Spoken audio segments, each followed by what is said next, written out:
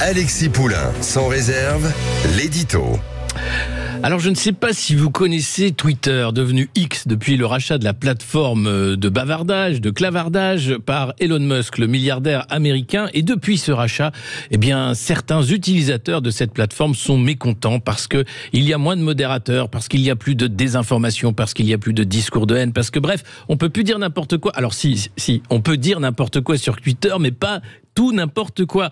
Alors voilà que nos chevaliers du fact-checking, vous savez, quand on vérifie si les faits sont bien des faits, ont décidé de faire la grève du tweet, la grève du post sur X. Rudi Reichstadt, Tristan Mendès France, Julien Pain ont appelé, avec d'autres, Karine Lacombe, mais aussi Sophia Aram, dans une tribune du Monde, à ne pas tweeter aujourd'hui pour faire plier Elon Musk dans sa volonté de libérer le discours sur Internet, sur la toile. Alors, Twitter, c'est une entreprise privée, X aussi. L'idée est qu'elle soit rentable pour Elon Musk et il a voulu changer la façon dont était modéré le discours sur Twitter. Et c'est vrai qu'on se rappelle de la part de ces nombreux fact-checkers, dont je viens de lister les noms, des déclarations un peu à l'emporte-pièce sur le virus. Vous vous rappelez, le coronavirus, le Covid.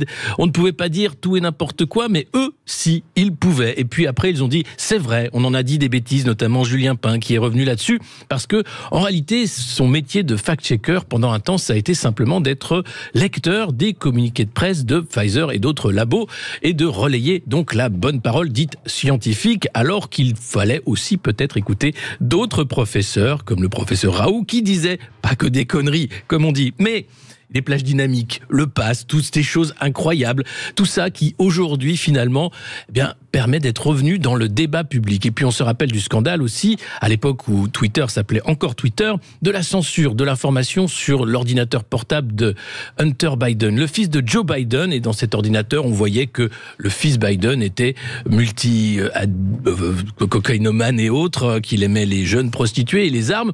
Tout ça a été censuré en pleine campagne présidentielle américaine et ça n'a pas plu, bien sûr, au camp démocrate. Et puis on n'oublie pas, bien sûr, le fonds Marianne. Rappelez-vous, ce fonds qui avait été mis en place par Marlène Schiappa suite à l'assassinat par un djihadiste du professeur Samuel Paty pour justement lutter contre la radicalisation. Et Rudi Reichstadt en a largement profité pour faire pas grand-chose, tout comme certaines associations dont on se demande quel a été le travail avec ce fonds Marianne. Donc il faut rappeler ce qu'est le fact-checking. Il faut rappeler aussi que l'envie de censure est toujours là, avec un commissaire européen comme Thierry Breton qui souhaiterait lui aussi faire plier Elon Musk et les plateformes pour que enfin le discours censuré le soit pour notre bien à tous. Voilà, alors c'est peut-être pas le Note Twitter Day, en tout cas vous êtes sur Sud Radio et on continue Poulain sans réserve.